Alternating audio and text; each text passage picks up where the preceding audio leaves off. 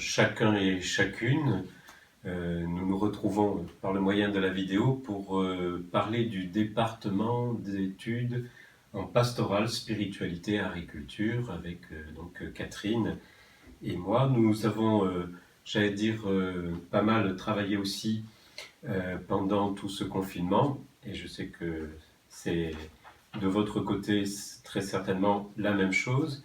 Alors on a essayé de concocter un programme, je pense, sympathique en tout cas et intéressant très certainement pour l'année 2020-2021 où nous serons heureux de vous retrouver en présentiel.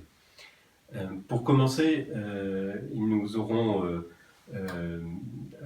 à aborder une session pastorale, Catherine. Voilà, une session pastorale et liturgique. Alors, vous savez, pendant le confinement, on a bien vu à quel point c'était important le rite, les sacrements. Donc, nous allons travailler sur parole et sacrements quand le rite raconte nos vies. L'idée, c'est de prendre conscience que les rites nous permettent de jouer notre vie. Et nous allons tricoter rite, écriture sainte et expérience spirituelle. Donc cette session s'adresse particulièrement à toutes les personnes qui sont dans la transmission et dans une pédagogie d'initiation. Donc les APS, les aumôniers, les animateurs d'aumônerie, les catéchistes bien sûr, etc. Donc, voilà.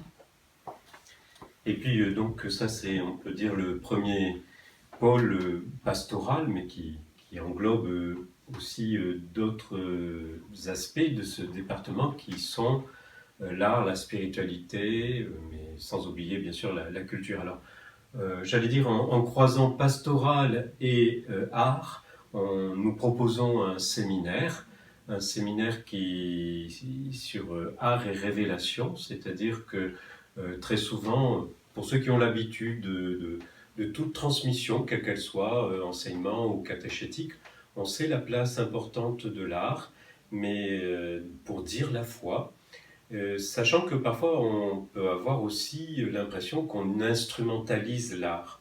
Et donc l'idée de ce séminaire, c'est de se mettre à l'écoute des œuvres d'art pour nous permettre aussi de savoir dans quelle pédagogie finalement l'art nous fait rentrer pour témoigner aussi de la foi qui nous habite.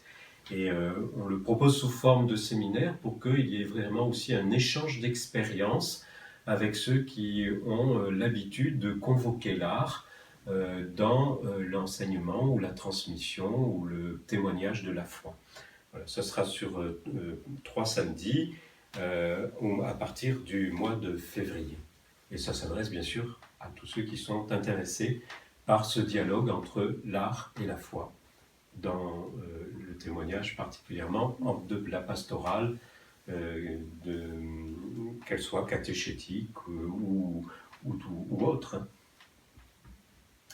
Il y a encore une autre proposition, c'est celle habituelle maintenant. Je dis habituelle parce que ça sera la 15e cette année, la 15e session d'art sacré, qui est faite à l'origine demandée par 2 associations de guides et conférenciers de notre région Provence-Alpes-Côte d'Azur.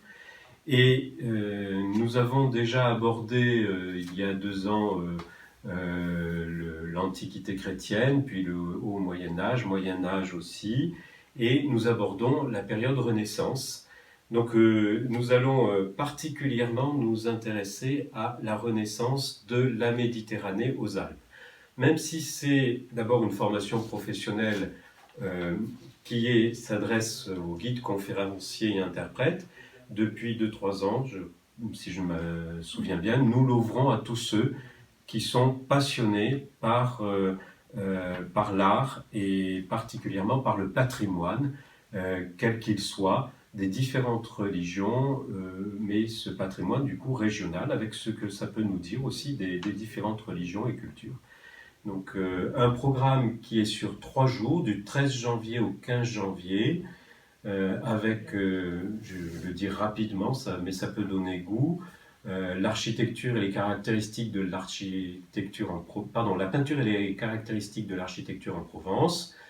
C'est une période de mutation que la Renaissance, donc l'humanisme à partir des portes d'église, Aix, Fréjus, Toulon et Avignon.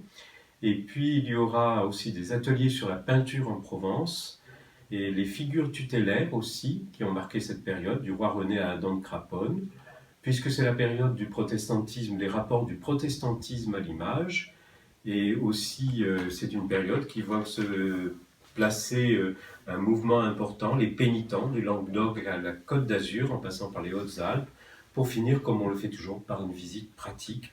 Ce sera l'église Saint-Ferréol, qui est un magnifique témoin de l'évolution du Moyen-Âge jusqu'à aujourd'hui, de ces mutations qu'a marqué la Renaissance en Provence-Méditerranée. Voilà. Et sur le site de l'ICN, vous pouvez retrouver des petites interviews des intervenants des sessions précédentes qui vous permettront de goûter peut-être le genre de la formation. Une dernière proposition, c'est la retraite de l'ISTR qui a lieu tous les ans. Cette année, ça sera du 12 mars au 14 mars. Ça se passe à l'abbaye de Blovac et c'est à partir des racines juives de la vie spirituelle. Donc, voilà, avec Marie-Laure Durand.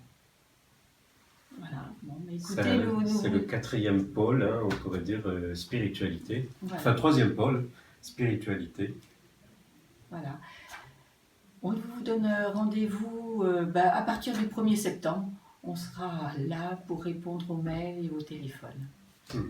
Puis nous espérons donc vous retrouver nombreux, sachant qu'on a pris bien sûr les propositions qui étaient bien avancées et sorties, et que ça n'empêchera pas, c'est le propre de toute pastorale et de tout art, de savoir aussi inventer en cours d'année. À bientôt!